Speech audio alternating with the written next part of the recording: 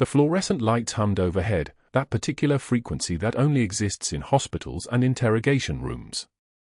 Katie Rodriguez's hands moved across the medication chart with surgical precision, each entry a small act of rebellion against the chaos she'd witnessed in places the government preferred forgotten. She'd been at Mercy General for 3 weeks, moving through the ICU rotations with a kind of competence that drew no attention, exactly the way she'd been trained. The antiseptic smell wrapped around her like an old uniform, and the cold steel gurneys felt more familiar than the apartment she rented on Bellaria Boulevard, 12 miles west of the hospital. She could push a code better than the residents, but she smiled when doctors asked questions and deferred with practiced softness. Just a nurse. Nothing threatening. Nothing to see. That was the performance.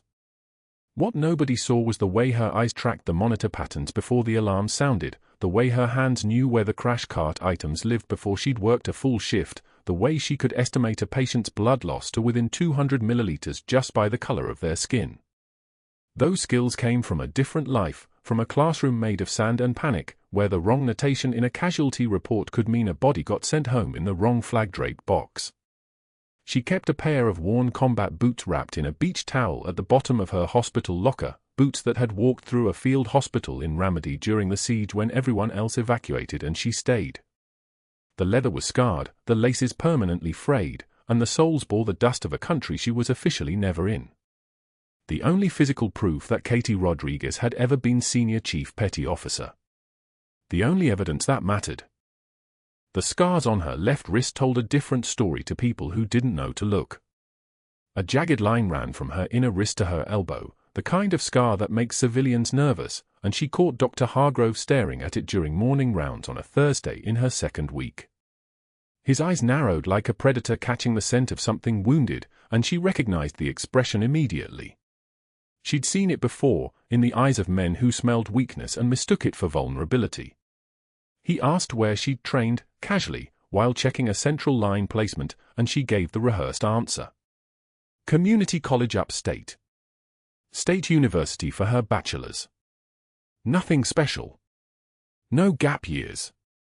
No classified time spent holding a tent full of wounded soldiers alone while gunfire hammered the perimeter. Impressive attention to detail, he said, watching her hands as she documented the line placement. Where exactly did you go to university? North Carolina State, she said, her voice softened to the register of deference. Nursing program. North Carolina. He smiled, but his eyes stayed cold. Never would have guessed. She didn't ask what he meant. That was part of the performance, too. Asking questions meant inviting conversation. Conversation meant being noticed.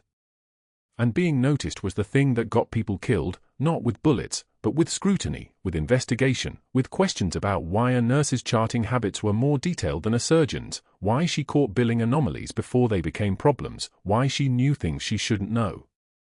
He pulled her chart later that afternoon, a routine post-op patient she'd been documenting with the same precision she brought to everything. Medication times listed to the minute. Vital signs tracked in the margins with color-coded emphasis on deviations. Procedure notes that read like legal testimony, every step confirmed, every anomaly flagged. She watched from across the unit as his jaw tightened with each page he turned, his fingers moving faster, his breathing changing. She'd seen that reaction before too, in the eyes of men who suddenly realized they'd made a calculation error about who they were standing next to. Dr. Marcus Hargrove had been at Mercy General for 18 years. His reputation was impeccable, the kind of reputation that money and strategic friendships bought. The kind that survived because nobody looked too hard at the details. His anesthesiologist partner, Dr. Chen, had been billing insurance companies for procedures never performed, splitting kickbacks that amounted to roughly $847,000 per year, a number that required consistency, silence, and an absolute absence of documentation that would catch the discrepancy. For 16 years, they'd operated without friction. Insurance claims submitted. Money transferred to accounts in Singapore. Nobody asked questions because the charting at Mercy General was handled by residents and newer staff who documented what they were told to document, not what they actually observed. Katie Rodriguez documented what actually happened. She noticed on her second day that a procedure code didn't match the anesthesia records. She flagged it. Dr. Hargrove's message came back within the hour: administrative error, already corrected, thank you for your diligence. Except the code didn't get corrected. It just disappeared from the digital record, which meant someone with access to the main system had deleted it. A week later, she found 3 more discrepancies. Procedures billed to insurance companies for amounts between $12,000 and $47,000. Anesthesia hours logged that didn't match the actual time patients spent in the OR. She documented everything in writing, as she'd been trained to do, in language so precise that it read like a legal deposition. That was the day Hargrove's face changed. He found her in the break room on a Wednesday afternoon, standing at the sink rinsing her coffee mug. The room was crowded with veteran nurses: Diane, who'd worked at Mercy General for 9 years, Marcus, 12 years, Rita, 14. They were eating salads and scrolling through phones, the kind of casual peace that comes with seniority. When Hargrove entered, he moved straight to Katie, his voice pitched high and bright, the tone doctors used when they were performing for an audience. "Katie, just the person I wanted to see. I noticed you're charting on the Henderson post-op, pretty detailed stuff." She turned from the sink, coffee mug still in her hands. Water dripped onto her scrubs. She said nothing, which was the correct response to a compliment that didn't feel like a compliment. You know, sometimes when nurses chart too much detail, it can actually muddy the record. Create confusion. Insurance companies hate confusion. He smiled, but it was the kind of smile that had teeth underneath. "I'd hate to see you flag things that might be clerical errors. You follow me?" Diane's fork clinked against her salad bowl. The fluorescent lights hummed their endless frequency. Katie set her mug on the counter and met his eyes. "I document what I observe, doctor." "Of course you do. But sometimes what we observe is incomplete, isn't it? Context we don't have.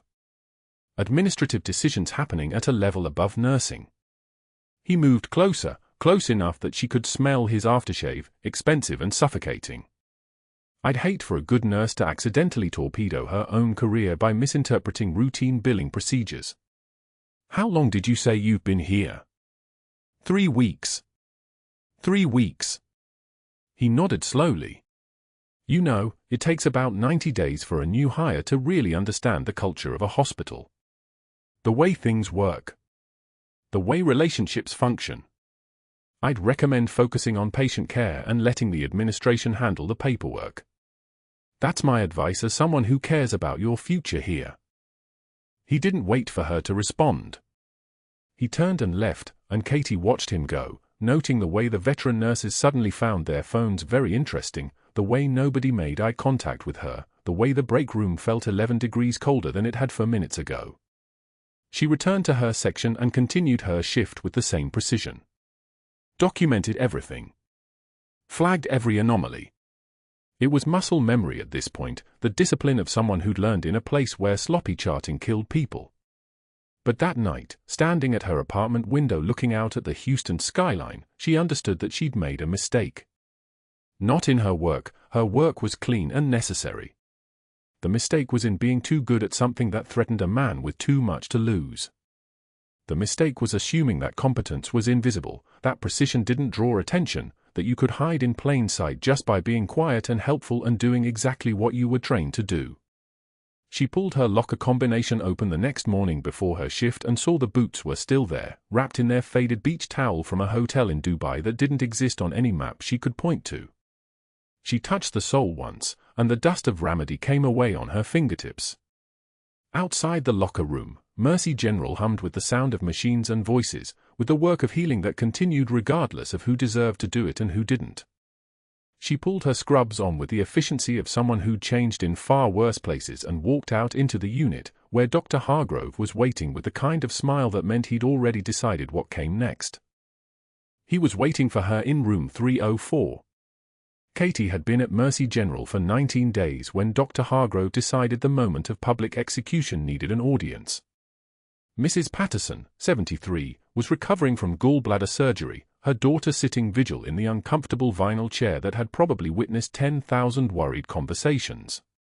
Katie was adjusting the 4/8 when Hargrove entered without knocking, his shoes clicking against linoleum like a prosecutor approaching the bench. He snatched the chart from her hands. Not took it. Snatched. Mrs. Patterson, he announced, his voice engineered to carry through the open door and down the hallway, I need to apologize that you've been assigned our newest nurse. Some people barely pass their licensing exams and it shows in every interaction. The room temperature changed. It was subtle, a shift in air pressure like the moment before a detonation, and Katie felt Mrs. Patterson's daughter straighten in her chair, suddenly aware she was witnessing something theatrical and cruel. The monitor beeped its steady rhythm. Katie's hand steadied on the 4 pump. She did not look up. The patient's vitals are stable, Katie said quietly, her voice level as a surveyor's line. Pain is managed at a 3 out of 10. Incision shows no signs of infection, doctor. Charity case, Katie, he said to the room, to the daughter, to anyone listening in the hallway, do you even know what half these medications do? Or did you just guess on the dosage calculations? He flipped through the chart with the deliberate slowness of someone building a case for an audience. I'm genuinely concerned you might have mixed up decimal points. Mrs. Patterson's monitor accelerated from a steady 74 to 86 beats per minute. The daughter leaned forward, uncomfortable, not knowing whether to defend the nurse or avoid becoming collateral damage. Katie maintained eye contact with the patient. She had been trained to read vital signs like an insurgent reads body language before an ambush, subtle tells that meant the difference between survival and catastrophe. Mrs. Patterson's pupils were dilating. Her breathing had shallowed. You're causing distress, Katie said to Hargrove, and her voice had dropped an octave, the timidity evaporating like morning dew on tarmac. If your goal was to demonstrate incompetence, you've succeeded. Just not in the way you intended. Hargrove's face colored from his jawline upward, a cascade of crimson that started at his collar and flooded toward his temples. He opened his mouth. Closed it. His hand gripped the chart hard enough that his knuckles whitened. I've closed wounds under mortar fire, Doctor, Katie continued, and there was something different in her tone now, not anger, but the absence of fear, which was infinitely more dangerous. But I've never seen a physician too afraid to touch his own patient. The silence that followed was absolute. Mrs. Patterson's daughter's eyes widened. The monitor beeped. Hargrove's jaw clenched so hard Katie could see the muscles working beneath his skin like marionette strings drawn tight. For a moment, the entire room held its breath as if the world itself was waiting to see what he would do next. He stormed out without another word, his shoes clicking accusations against the tile, and Katie turned back to Mrs. Patterson and smiled, the kind of smile that comes from somewhere deeper than the surface of the face. Your vitals are perfect, she said softly. You're going to be fine. I promise. But that promise carried the weight of something larger, something that would echo through the hospital for months to come. Katie adjusted the blanket, checked the incision site one more time, and made a note in the chart, patient stable. Pain managed. Psychological stress from physician intervention addressed. 2 days later, Katie sat in the break room with her lunch, leftover rice and beans in a container that had seen better days, and watched the machinery of institutional rejection engage with mechanical precision. The veteran staff had a talent for choreography. They would come in one at a time or in pairs, scan the tables, locate her position, and then perform an elaborate dance of avoidance. One nurse, Sarah, who Katie had helped during a violent psychiatric patient incident just a week earlier, gathered her salad and her water bottle and migrated to a table by the window without making eye contact. Another checked her phone and suddenly discovered an urgent matter that required her immediate attention, abandoning a half-eaten sandwich. A third simply turned and left rather than sit within 6 feet of Katie's chair.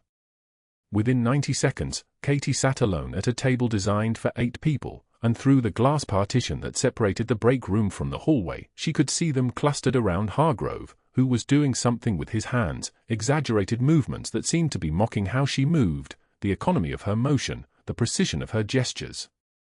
Someone laughed. Then another. The sound carried a quality that made Katie's chest tighten, not because it hurt her feelings but because she recognized the phenomenon, the flock moving against the outcast, which was primal and ancient and had nothing to do with competence or character. She ate her rice and beans slowly. Pain is data, she reminded herself. Pain is information. The isolation was data. The rejection was information. She filed it away with the methodical organization of someone who had learned to catalog suffering the way accountants catalog receipts, precisely, without judgment, understanding that it meant something. That Friday, she arrived for her morning shift and found a white piece of paper posted on the unit board in the main hallway, positioned at eye level, impossible to miss. The paper was pristine except for the words printed across it in a careful clinical font and then circled, no, underlined, highlighted, and circled, in red marker by someone who wanted maximum visibility for maximum shame. Insubordination Incident Report. Patient Safety Concern. Staff Member, Katie Rodriguez. The charges were fabricated with impressive precision. Allegedly, she had questioned Dr. Hargrove's antibiotic choice despite having no authority to do so. The truth, she had suggested an alternative based on Mrs. Patterson's documented penicillin allergy history, preventing a medication error. Allegedly, she had undermined his authority in front of a patient and family member. The truth, she had corrected a dosage calculation before the medication reached the patient, preventing potential harm. Allegedly, she had violated chain of command protocols by offering her clinical opinion without solicitation. The truth, patient safety required her intervention. Katie read the report while standing between two orderlies who suddenly discovered urgent business elsewhere. The paper trembled slightly, not from her hand shaking, but from the ventilation system pushing climate-controlled air through ducts overhead. She read it twice, committing every word to memory the way she had once memorized radio frequencies and grid coordinates. One tear escaped down her cheek. Just one. She wiped it with the back of her hand before it could reach the bottom of her chin, and she maintained eye contact with the paper as if it had personally wronged her, which it had. She thought of the half of her team in Ramadi who were dead now, buried under the same secrecy that had buried her, their names erased from records, their sacrifice classified, their families given folded flags and carefully worded letters that explained nothing. Compared to that, professional humiliation was almost quaint. She turned to find Dr. Hargrove watching from his office doorway 30 feet down the hallway, his arms crossed, his posture the body language of a predator who had just fed. He was smiling. He smiled like a wolf showing its teeth. But that wasn't the worst part. The colonel arrived by ambulance at 2:16 a.m. on a Tuesday morning, and nothing would ever be the same again. Katie was working nights when the emergency department called up 74-year-old male, Air Force colonel, bleeding from a vascular procedure gone catastrophically wrong at a private surgical center across Houston. The ER nurse gave her the 3-minute brief, patient hemorrhaging at an estimated 300 milliliters per minute, blood pressure dropping like a stone down a well. The referring surgeon had fled the scene and wasn't answering his phone. The on-call surgeon, Dr. Chen, examined the preliminary imaging and made a decision with the efficiency of someone who had made it before, too high risk for potential litigation. Another surgeon, Dr. Patel, took one look at the charts and remembered he had a family emergency that couldn't wait. A third suggested transfer to the VA hospital across town, which would take another 30 minutes they didn't have. Katie stood at the nurse's station and watched 3 physicians find excuses while the colonel's daughter, a woman in civilian clothes with the bearing of someone trained in command structures, sat in the hallway with her hands clenched so tightly her fingernails were drawing blood from her own palms. "Someone needs to help him," the daughter said, her voice cracking in a way that suggested she had already given every argument she had to give. "He's dying. He's right there. He's dying." The colonel was barely conscious in Bay 4, his lips taking on the grey-white color of someone whose blood volume was approaching critical depletion. His eyes moved but his body remained still, the stillness that comes not from peace but from the beginning of shock. Katie stepped forward. "I'll take the case," she said quietly. Dr. Hargrove appeared from the administrative wing where he'd been reviewing billing codes and insurance denials, his presence announced by the staccato of his shoes against tile. "Absolutely not," he said. "This patient requires an experienced surgeon. You're a nurse." You'll stand down. But the colonel's blood pressure dropped to 80/50, and the monitor's alarm began its escalating wail, and there was no time for arguments or hierarchy. Katie was already moving toward the surgical suites, already pulling her scrubs on with the efficiency of someone who had changed in far worse places, tents without electricity, transport helicopters in landing zones, the back of a Humvee bleeding into sand. A young resident named Dr. Marcus Chen volunteered to assist, his hands shaking as he gowned up, and Katie didn't have time to wonder why a resident would volunteer for a case that senior surgeons were abandoning. They wheeled the colonel to OR 2 at 3:15 a.m., and Katie began the work with a calmness that made the resident stop mid-motion and stare. Her hands moved with the terrifying fluid precision of someone who had practiced this exact procedure under infinitely worse conditions. Incision. Exposure. The vascular damage was severe but survivable, a clean laceration to the femoral artery that would have needed simple repair if the patient hadn't already lost nearly 30% of his blood volume. Katie worked with an economy of motion that seemed almost choreographed, each gesture purposeful, nothing wasted. At 3:51 a.m., as she was placing a vascular clamp with a satin sky forceps, Dr. Marcus Chen froze mid-retraction. "Camp Remedy, 2006, he whispered, his voice barely audible across the surgical field. "You're the medic who saved my entire convoy when our Humvee hit an IED en route Michigan." Katie's hands did not stop moving. Her jaw tightened, just barely, just enough that he could see the muscles working beneath her skin. The monitors beeped their regular rhythm. The OR lights hummed their fluorescent song. "You're mistaken," Katie said quietly, her voice the color of ice. "I was there. I was a private. You held pressure on my buddy's femoral artery for 40 minutes while mortars hit the perimeter. I watched you work. You saved us all." Katie's focus remained absolute on the surgical field, her suturing precise as a surgeon's laser. "That person doesn't exist anymore," she said, and something in her voice suggested this was not a matter for negotiation.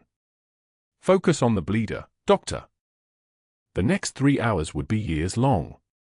The ambulance bay doors slammed open at 2:27 a.m. on a Tuesday, and the colonel came through them the way dying men do, purple-lipped, gasping, bleeding through sheets that had already turned maroon. 2 paramedics wheeled him past the triage desk, calling out vitals like they were reading numbers off a scoreboard. 62-year-old male, vascular repair gone wrong at Methodist, estimated blood loss 2 liters, pressures bottoming out at 68/41. The night shift nurses scattered like they'd been trained to recognize a sinking ship when they saw one. They had. The colonel's name was James Mitchell, 28 years commanding a fighter squadron before his knees gave out and he retired to a quiet neighborhood in Westlake Hills where his daughter, a lieutenant herself, had driven him to an out-of-network surgeon who'd promised a simple procedure, a blocked artery, maybe 90 minutes, home by dinner. That was yesterday. Now he was hemorrhaging into his abdomen because the surgeon had nicked something he shouldn't have and then simply closed him up anyway, as if the bleeding might stop on its own. Dr. Sterling called down from his house in the medical center district at 2:49 a.m., listened to the ER attending describe the case for exactly 43 seconds, and then said he had a scheduling conflict. A scheduling conflict at 3 in the morning. The attending, a competent woman named Dr. Reeves, didn't bother arguing. She already knew what was coming. She called Dr. Bancroft next, who said the trauma bays were understaffed and he wasn't comfortable with an emergency vascular case. Then she called Dr. Hayes, who didn't answer at all. By 2:58 a.m., the colonel was bleeding through his 3rd unit of packed red blood cells, and every surgeon at Mercy General had found a reason to be unavailable, as if his blood loss was a scheduling preference rather than a death sentence. He lay on the stretcher with his daughter's name on his lips, "Sarah, Sarah, where's my Sarah?" and nobody answered because nobody was coming. Not yet. Katie Rodriguez was in the break room at 3:01 a.m., holding a cup of coffee that had gone cold sometime during the previous shift, staring at the fluorescent shadows on the wall without seeing them. She'd been at Mercy General for 22 days now, and for 22 days she had come to this break room, sat in this chair, and waited for the moment when someone would finally speak to her instead of simply leaving. It hadn't happened. She'd watched the night shift nurses abandon their lunches the moment she sat down, watched them coordinate their exits through text message to avoid overlapping breaks with her, and she'd done nothing except fold her hands and keep her breathing steady. Composure was a discipline. She'd learned it in a tent hospital in Ramadi, learned it holding sutures in a colleague's chest while mortars hammered the compound walls, learned that the moment you showed fear was the moment everyone around you started drowning. So she drank cold coffee and kept her face smooth. The intercom crackled at 3:03 a.m., code blue, Trauma Bay 4. All available surgical staff to the ER immediately. Katie was already moving before the announcement finished. She set down her cup, stood, and walked toward the trauma wing while the other nurses on break sat motionless, waiting to see if someone else would go first. Nobody did. The attending met her at the bay entrance, clipboard in hand, and Katie could read the desperation in the woman's posture before she spoke, shoulders forward, jaw tight, the specific tension of someone who'd been burned too many times by colleagues who wouldn't answer their phones. "We need someone," Dr. Reeves said. "Anyone. He's hemorrhaging into his abdomen from a vascular injury. No surgeon is available." The words came out like an apology. Katie moved past her without speaking. The colonel was pale as wet newspaper, his skin the color of someone who'd already left his body and was just waiting for the paperwork to catch up. His daughter sat in the corner with her hands pressed against her chest, lieutenant's insignia on her collar, but rank meant nothing here because there was nobody senior enough to save him. Katie pulled on gloves, the motion automatic, muscle memory, and looked at the monitors. Pressure dropping. Heart rate climbing. Oxygen saturation at 91 and falling. The resident assisting, a young man named Torres with dark circles that suggested he'd seen enough in his 28 years to know better than to hope, glanced up from the chart and something shifted in his face. Recognition. Not recognition of her name, but of something older, the way her hands moved, the angle of her shoulders, the specific economy of motion that only came from having done this before under circumstances he could almost remember. "Camp Ramadi," he whispered, his voice almost gone. 2006, "You're the medic who saved my entire convoy." Katie didn't respond. Responses cost time. Instead, she pulled up the ultrasound on the monitor, a quick look at the abdomen, just enough to confirm what she already knew from the vital signs and the mechanism of injury. Vascular damage. Retroperitoneal bleed. He was losing time and blood in the same breath. "Call blood bank. Tell them I need 6 more units of O-negative on the way up," she said to the nurse standing by the cabinet. Not a request. A statement. The tone had shifted without her thinking about it, as if something inside her had recognized that the usual rules of deference and apology didn't apply when a man was dying. Push 2 units through the rapid infuser. Start with warming blankets. I'm taking him to the OR. The residents began moving without questioning, and Katie felt Torres watching her, trying to match the woman standing in front of him with the medic he'd served alongside 15 years ago, the one who'd kept him and 3 other Marines alive while their FOB got shelled by insurgents who knew exactly where to aim. By 3:24 a.m., Katie had the colonel opened and was mapping the damage, a laceration in the iliac artery, messy and deep, the kind of injury that should have been caught and fixed immediately but instead had been left to bleed slowly into his abdomen while the incompetent surgeon who'd caused it had simply walked away. Katie's hands moved without hesitation, her fingers counting ribs, identifying landmarks, thinking in the language of anatomy that transcended textbooks and became pure instinct. She worked with Dr. Chen assisting, a competent trauma surgeon who'd arrived third call and actually answered his phone, and together they were fixing what someone else had broken. The colonel's oxygen saturation held at 94, his pressure stabilizing, his heart rate dropping from the panicked 148 it had been to something approaching manageable. Hours collapsed into minutes. There was no time, only work. Only the specific focus that came from knowing that a man's life was a problem that could be solved if you moved fast enough and thought clear enough and didn't allow yourself the luxury of doubt. It was hour 4 when everything changed. The colonel's chest suddenly went rigid. His breathing became shallow, labored, wrong, the sound of a man whose lungs were collapsing under pressure that had nothing to do with bleeding anymore. The monitors began to scream. His oxygen saturation dropped like a stone, 94, 89, 82, falling. Katie didn't need the resident to say the words, but Torres said them anyway, tension pneumothorax. His right lung is collapsing. Air in the pleural space. The monitors kept falling. 79, 76. The colonel was suffocating in real time, his chest cavity filling with air that had nowhere to escape, crushing his heart, killing him faster than any amount of bleeding could manage. This was the moment when panic looked reasonable. This was the moment when people froze. Katie's hand was already reaching for a 14-gauge needle. She didn't think about it. Her fingers found his ribs, counted them, second intercostal space, mid-clavicular line, the textbook landmarks that her body had learned so completely that her brain didn't need to participate. She angled the needle, felt the subtle give as it breached the chest wall, and then she heard it, the hiss of air escaping, the specific sound of a lung re-expanding, pressure releasing like a valve opening. The colonel's oxygen saturation stopped falling. It hesitated at 78, held, then began climbing. 82, 88. 94, his breathing became something closer to normal. The monitors settled. His heart rate dropped from the panicked rhythm back into something that resembled life. Torres stepped back, his hands shaking slightly, watching Katie place a chest tube with the precision of someone who'd done this in darkness while rounds of fire hammered the compound walls. He said nothing because there was nothing to say. He'd served with this woman in a tent hospital where the supplies ran out on day 3 and she'd kept working anyway, kept people alive through sheer refusal to accept that death was inevitable. Now he was watching her work in an American hospital with unlimited blood and equipment and all the advantages of civilization, and she moved the same way she'd moved in Ramadi, like someone for whom saving lives wasn't a profession, it was a function as basic as breathing. Katie continued working. The colonel's bleeding was controlled, the vascular repair complete, the pneumothorax decompressed and draining into a chest tube.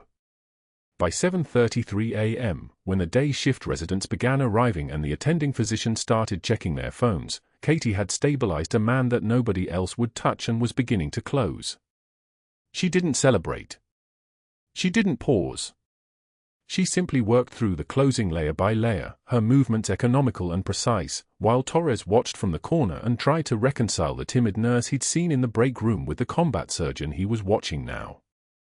What Katie didn't know, what none of them knew in the operating room, was that at 4:17 a.m., Dr. Hargrove had woken to his phone buzzing with a text from a colleague asking if he knew anything about the emergency vascular case. Hargrove had climbed out of his king-sized bed in his Memorial neighborhood home, showered in water heated to exactly 118 degrees, and begun making phone calls. He'd called board member Patricia Sawyer at 4:02 a.m. and described Katie as dangerously reckless, a nurse who performed procedures beyond her scope, who ignored physician authority, who represented a liability that the hospital needed to address immediately. He'd contacted a fabricated nursing school referent who expressed appropriate concern about her instability. He'd spent 3 hours composing a falsified incident report suggesting that Katie had refused to wait for a surgeon and had potentially violated protocol in ways that would require investigation. His motivation was surgical precision itself. Katie's meticulous charting over the past 22 days had already flagged discrepancies in his billing. Procedures he'd charged for but never performed. An anesthesiologist named Dr. Brennan who appeared on invoices for surgeries where no anesthesia had been documented. Equipment costs for machines that had never been used. The numbers were small enough to be invisible if you weren't looking carefully, but Katie was looking. Katie always looked. By 8:15 a.m., Dr. Hargrove had submitted his case file to hospital administration, 2 inches of carefully curated paperwork suggesting that a nurse had stepped beyond her authority and needed immediate investigation. He didn't mention that she'd just saved a man's life. That detail was irrelevant to his purpose. All that mattered was that she had become a threat, and threats needed to be eliminated before they multiplied. Katie emerged from the OR at 8:36 a.m., still wearing her surgical mask around her neck, her scrub soaked with the specific mixture of blood and saline that marked a long surgery. The colonel was stable, his daughter had been allowed into recovery, and Torres had already told her the first part of what he knew, that her hands had moved like muscle memory, that he'd recognized her from something he'd never quite figured out how to discuss with anyone. Katie nodded once, very slightly, and said nothing. She never discussed it. The classified past was buried deep enough that even her own hospital badge didn't hint at it. All they could see was a quiet nurse, meticulous and capable, who'd stepped forward when nobody else would. What happened next didn't just silence the room. It changed everything. Hour 12 came and went like a heartbeat. Katie's scrubs were soaked through, sweat pooling at her collarbone, blood dried brown on her forearms past the latex gloves. The colonel's vitals had stabilized 2 hours ago. Blood pressure holding at 118/76. Heart rate steady at 82. Oxygen saturation at 97%. She was closing the final layer of the incision when the OR doors swung open and 2 security officers entered with the deliberate walk of men who'd been given a task they didn't want. Dr. Marcus Chen spun around, his mask still secured. "This is an active surgery. You need to leave." The lead officer, a man with grey at his temples and a name badge reading Vickers, held up a tablet. The screen glowed with Dr. Hargrove's formal complaints. An interim suspension order. Medical director's signatures. Katie didn't need to read it. She'd seen this coming for hours, not as a surprise, but as a certainty, the way a soldier knows incoming rounds are already in the air before they land. "Nurse Rodriguez," Vickers said, his voice not unkind. "You need to come with us." Katie tied off the final suture. For more knots. Perfect tension. No hesitation. She had trained for this, not the administrative part, but the part where everything falls apart and you keep moving anyway. Muscle memory took over. Her hands didn't shake. Pain is data. Humiliation is data. Orders from men who'd never operated under fire were also just data. Dr. Chen's face flushed red. "She's 30 seconds from closure. This patient will die without proper." "He's stable," Katie said quietly. She stripped off her outer gloves with the controlled precision of someone removing armor. One breath. Then the inner pair. She looked at the colonel's face, unconscious, pale, but breathing with the ventilator's steady rhythm. Standard closure protocol. Monitor for infection. If his pressure drops below 100 systolic, page vascular immediately. She was already moving toward the door before the officers gestured. No argument. No fight. The kind of composure that made lesser people assume she didn't care. She cared. She cared so much it felt like her ribs were being rewired. But care was useless against men like Hargrove. Care didn't matter when institutions protected their own. The walk from the OR to the main entrance of Mercy General took 8 minutes. Security flanked her. Other staff members stepped aside, their eyes dropping. Word travels faster than blood pressure spikes in a hospital. By the time they reached the lobby, half the nursing staff already knew. Katie could feel it in the silence, not respect, but the kind of quiet that comes when people realize they're witnessing something they don't fully understand. At the security checkpoint, they took her badge. Vickers didn't meet her eyes. "You're prohibited from entering the building pending investigation." Dr. Hargrove filed complaints about reckless endangerment, insubordination, and deviation from protocol. Katie had already begun processing the actual threat. She'd worked 16 hours without a break. She'd performed a needle decompression under combat conditions. Iraq had been a field hospital with artillery falling outside the perimeter, but the principle was identical: no time for doubt, only muscle memory. She'd saved that man's life while men like Hargrove made phone calls to colleagues he'd cultivated over 2 decades, whispered in the ears of board members who trusted him more than they'd ever trust someone they'd known 3 weeks. She walked out through the rain. Houston's weather was doing that thing it did in October, warm rain that felt like standing in a shower with your clothes on. Fat drops that plastered her scrubs to her skin. She'd walked in scrubs to the OR this morning. She was leaving in scrubs soaked with sweat and blood.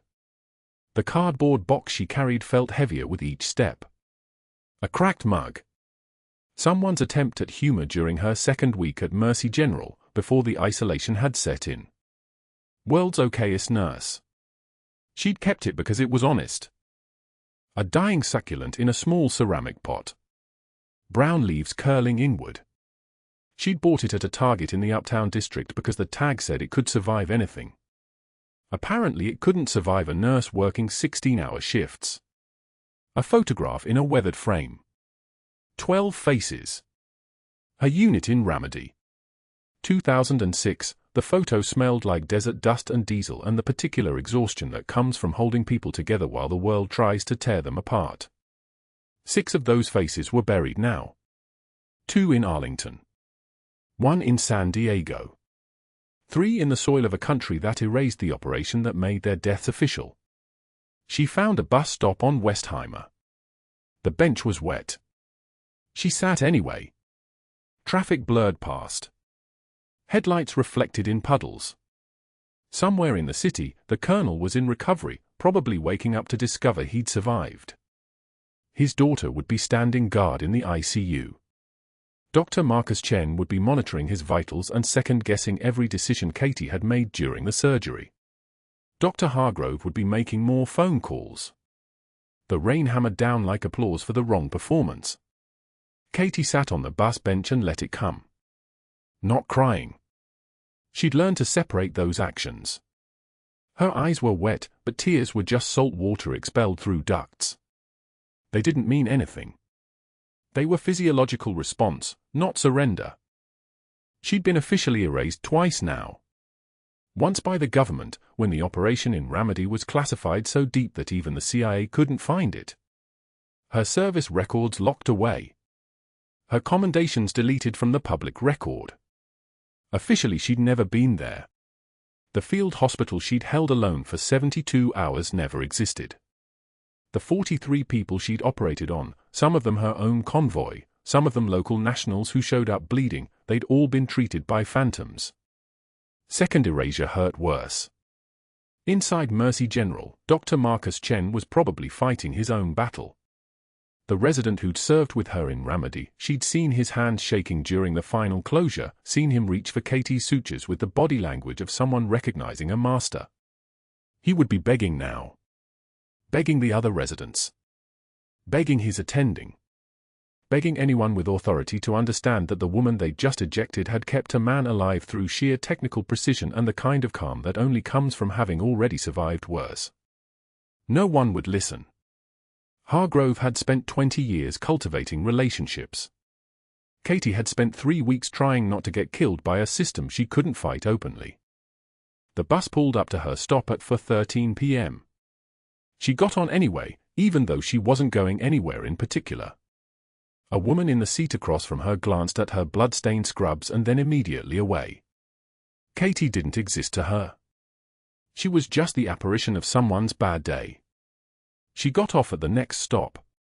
When you've been classified out of existence once, a second erasure doesn't feel new. It feels inevitable. Like something you should have expected.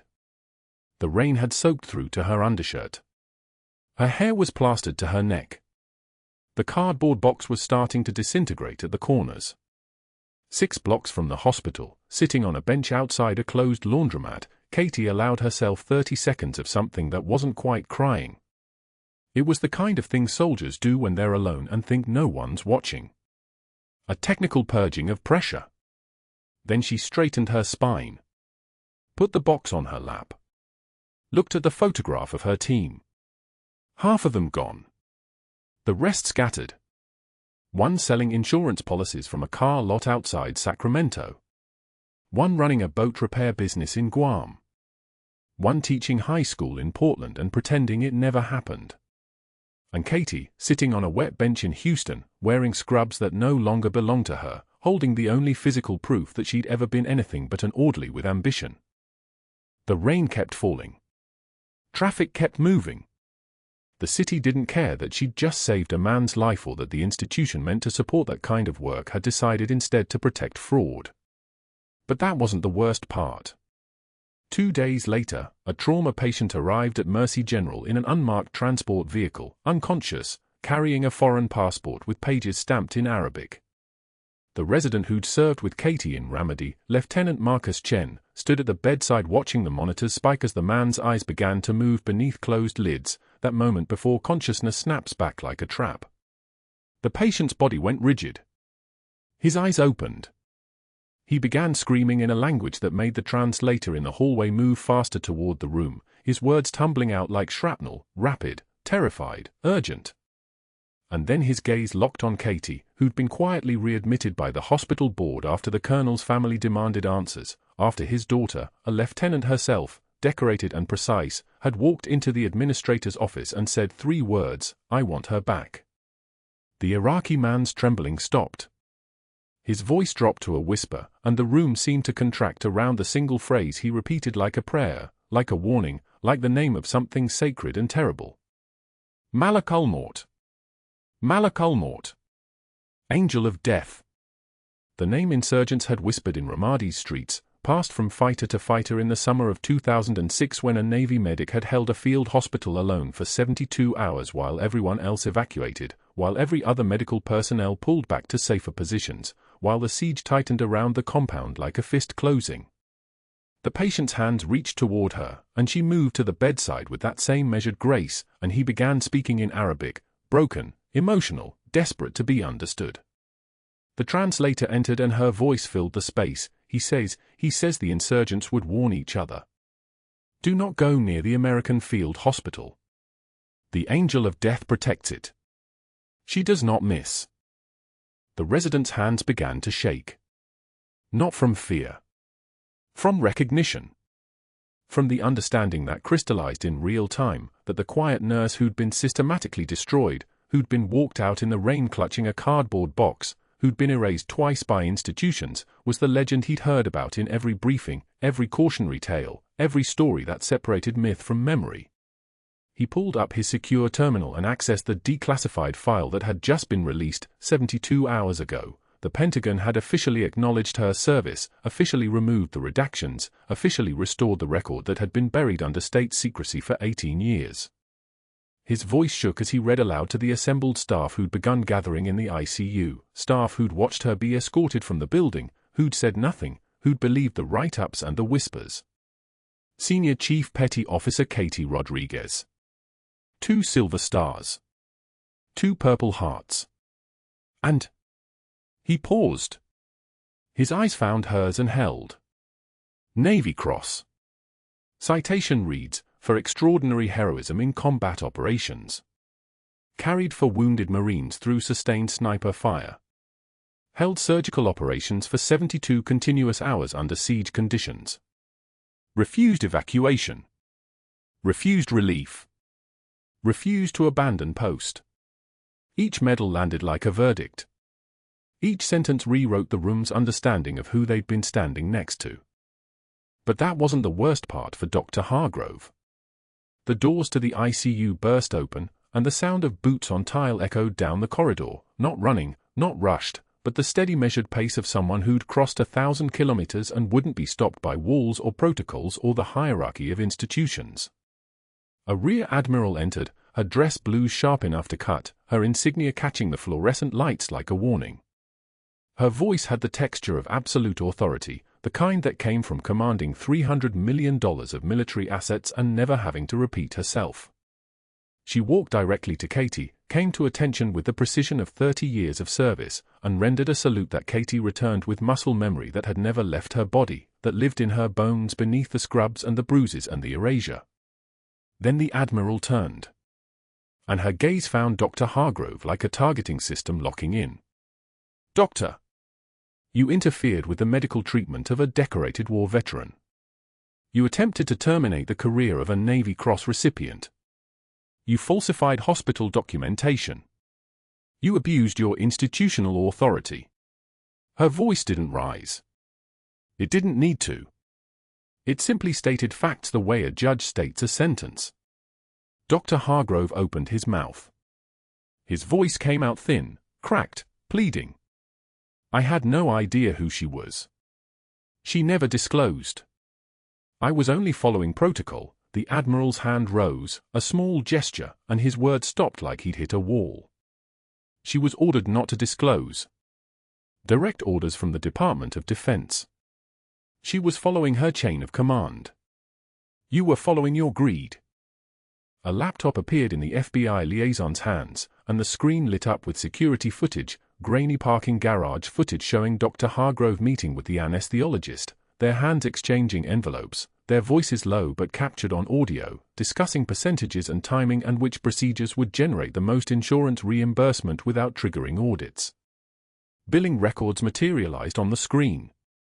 Procedures documented, never performed. Patient charts altered with dates that didn't match operative notes. The fraud wasn't subtle. It was a decade of careful theft, systematic and deliberate, and it evaporated the moment it became visible to authority. The hospital CEO arrived, flanked by two figures holding cameras and microphones, local news, the kind that could bury a man's entire future in the evening cycle. Security moved toward Dr. Hargrove with the inevitability of gravity. His network, built over 30 years of careful relationships and mutual obligations, disintegrated the moment a Navy Cross entered the building. No one would defend fraud against a military hero once the cameras were rolling. No administrator would risk their own career. No colleague would write a letter of support. His ally simply vanished, and he stood alone in the space where power used to live. Security escorted him out. He tried to cover his face, but the cameras caught everything, the stammering, the panic, the man who'd orchestrated a subordinate's destruction discovering in minutes that his own institutional protection was conditional, dependent on remaining useful to more powerful people. The anesthesiologist was arrested on sight, her hands cuffed in front of staff she'd worked with for 15 years.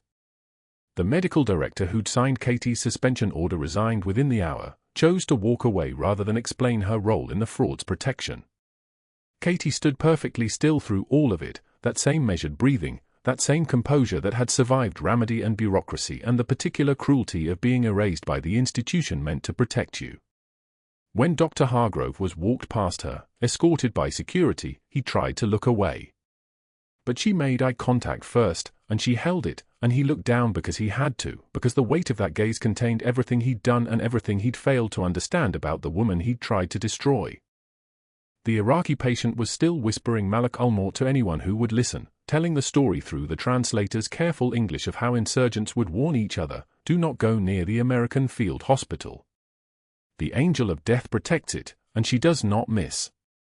His family was being contacted. His story, a truck driver who'd been caught in the crossfire, who'd made it to the field hospital in Ramadi 17 years ago, who'd survived because of hands that wouldn't stop working, would become part of the record.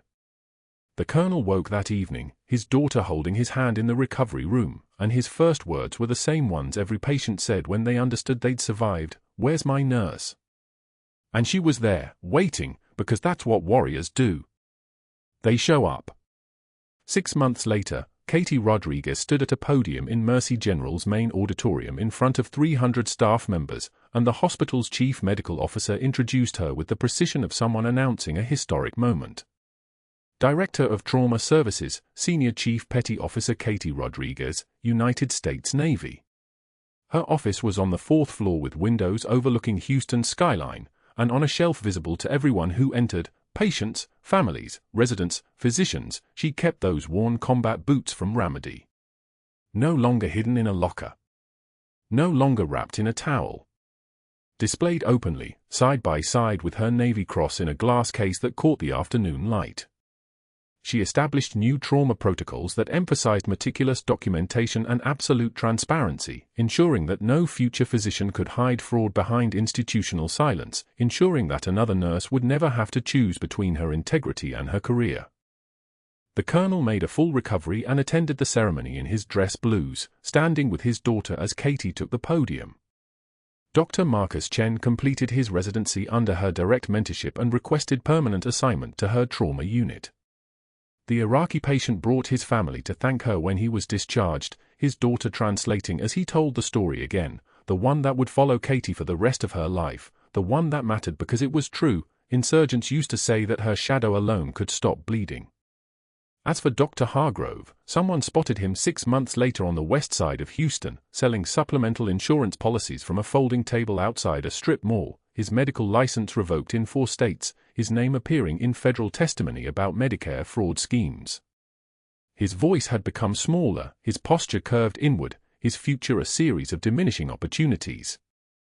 Katie drove past him once, slowed down enough to see him trying to hand flyers to uninterested pedestrians, and felt nothing, not satisfaction, not pity, not vindication. Just the quiet recognition that some people choose what they become, and some people are chosen by the moment they refuse to walk away from. That evening, she stood in her new office as the sun set across Houston, the city turning gold and copper and bronze. She touched the worn leather of those combat boots, felt the seams where the desert had worn through, the scuffs where shrapnel had left its marks. She thought of her team in Ramadi, the ones who'd died in the sand, the ones who'd survived and scattered across the country, all of them warriors in different ways. She'd learned in the deserts of Iraq and the halls of Mercy General the same truth, the one she would spend the rest of her career teaching to the new nurses, the new residents, the ones who didn't yet understand that the quietest person in the room might be the one holding everyone else together. You do not need a badge or a gun to be a warrior. If you've made it this far, you understand that heroes walk among us, sometimes pushing mops, sometimes standing at a bedside for 16 hours straight. Subscribe for more stories of the ones we almost missed. Like and comment. Have you ever been underestimated by someone who didn't know your true value?